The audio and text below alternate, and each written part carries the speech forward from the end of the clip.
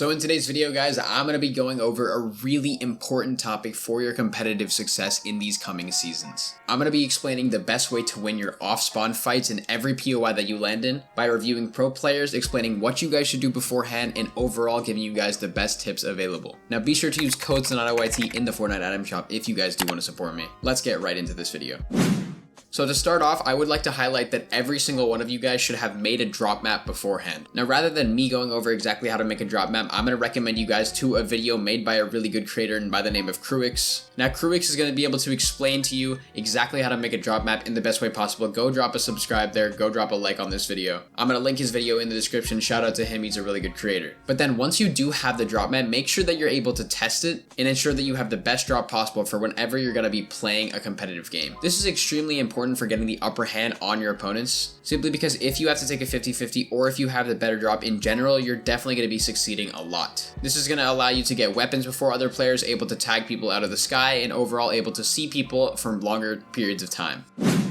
Now, the next preparation tip I would give to you guys is to learn the complete Fortnite.gg of your POI. Now, basically what I mean by this is that you need to learn the loot, need to learn the materials, and need to learn the mobility. So what you guys can do is go onto Fortnite.gg. It's a website that gives you all of the different data on POIs if you guys don't know. And I want you to literally study the exact location of each and every single one of these chests, all the ammo boxes, all the floor spawns, everything. Make sure you have learned your area like you know the back of your hand. And what this will do is make your looting a lot more efficient and ensure that you're able to survive the early game much more. You're going to be able to find out where the loot is. You guys can even go inside of the game and learn this. You can go into stuff like Battle Lab. If you have a supported creator code, go into a custom game and figure out exactly where everything is. And find out what gives you the most mats, how to get them the quickest, and what your mat farming routine is going to look like. Now let's get to reviewing an actual player that played in the FNCS Week 3 finals. This is going to be Cinnarooney and Acro, and I'm going to be explaining exactly how they play their off-spawn fights.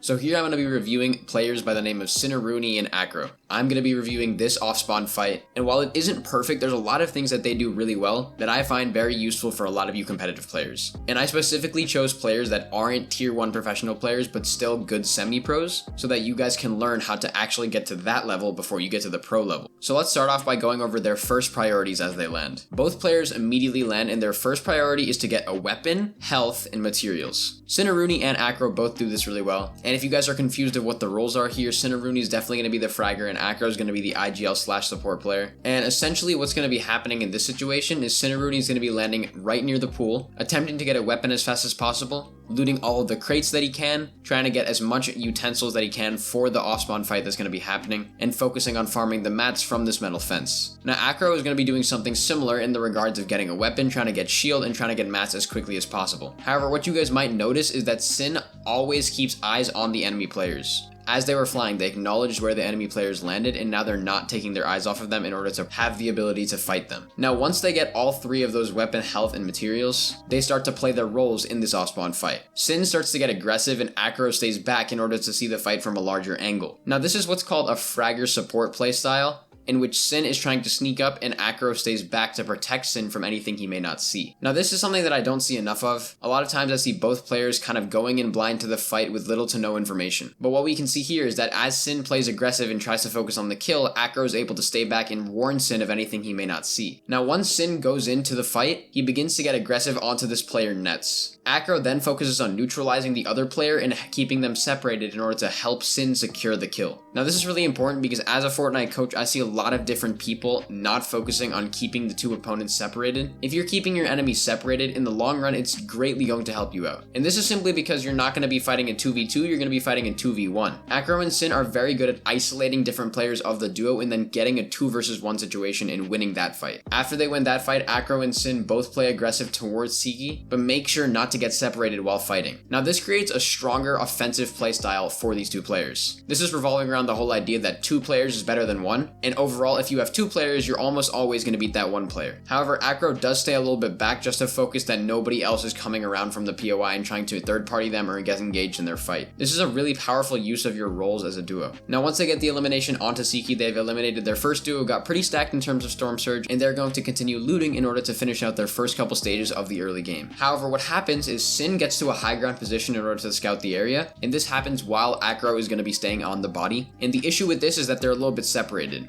Now, I'm not saying that this duo is perfect. They obviously made a couple of mistakes. I think the mistake was that Sin went to the high ground alone, and then Sin gets ambushed by other teams in the POI. He actually gets to really low HP and almost gets eliminated. However, the duo's only goal once they get ambushed is to regroup and replan their strategy. Now, when I'm coaching, I see a lot of different duos try to play separate, but this rarely ever works. Simply because you're putting yourself in the same position that Sin and Acro were doing to other people, which is a 2 versus 1 situation. Ideally, you want to be with your duo at all times. Especially during these early stages of the game, it is really important. After they regroup, they heal up together. There is a small issue of using most of their resources that they have gone through. Then, the team's goal is to sneak out of this building and then make it away from Sleepy Sound properly. What they do is take a route to the right side of the POI and then make it away successfully. What they try to do is they try to go farm as many bricks, trees, metal as much as they can in order to not be scuffed for later in the game. And yes, while they leave, they are not in the best situation in terms of materials and loot, but they are doing the best they can while being highly contested. There were a total of 4 teams, including them, that landed at this POI. And this is quite a common situation for a bunch of players, and the main reason that I wanted to highlight this team in their off-spawn game. And then to solidify their early game, they have a backup loot route as they leave their POI, which I think is one of the most important aspects of actually landing at a contested POI,